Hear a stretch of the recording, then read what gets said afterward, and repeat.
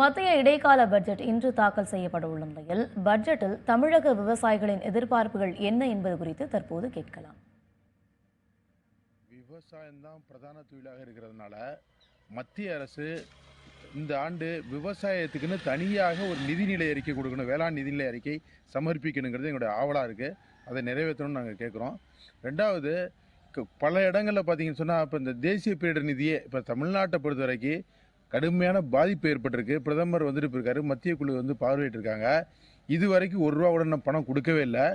இது பல முறை நாங்கள் கோரிக்கை வச்சோம். இன்னும் பாதிக்கப்பட்ட விவசாயிகள் ரொம்ப பாதாளத்தில் இருக்காங்க.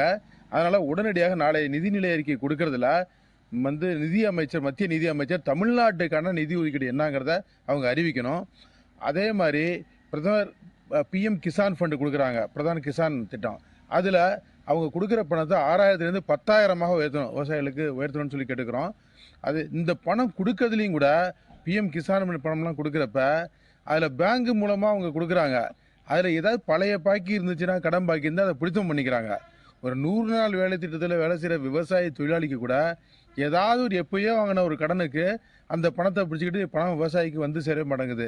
இந்த பணம்ங்கிறது கடைசி வரைக்கும் விவசாயிக்கு போய் சேரணும். இதில் எந்த வங்கியாவது இந்த மாதிரி பிடிச்சாங்கன்னா பணத்தை பிடித்தம் செஞ்சால் அவங்க மேலே கடுமையாக நடவடிக்கை எடுத்து அவங்கள சிறைக்கு தர்ற மாதிரி நடவடிக்கை எடுக்கணும். இந்த பணத்தை வேறு எதுவும் பயன்படுத்தக்கூடாது. நாங்கள் டெல்டா விவசாயிகளாம் பெரிய அளவில் எதிர்பார்க்கறது, இந்த ஆண்டு மேட்டூர் திறந்து எல்லா பகுதியுமே சுத்தமாக காஞ்சி போச்சு. அதனால பெரிய விவசாயிகள்லாம் எதிர்பார்க்கறது, விவசாய கடனை மத்திய அரசு நேஷனல் பேங்கில் உள்ள கடனை அனைத்தையும் தள்ளுபடி பண்ணணும்னு எதிர்பார்க்குறோம். அதே போல் மத்திய அரசு இப்போ பிரதமர் இன்சூரன்ஸுன்னு அப்படின்னு சொல்கிறாங்க. இதுவரையிலும் விவசாயிகளுக்கு பெரிய அளவில் வந்து கிடைக்கல. இந்த ஆண்டு கிடைக்கிறதுக்கு மத்திய அரசு உரிய நடவடிக்கை எடுக்கணும்.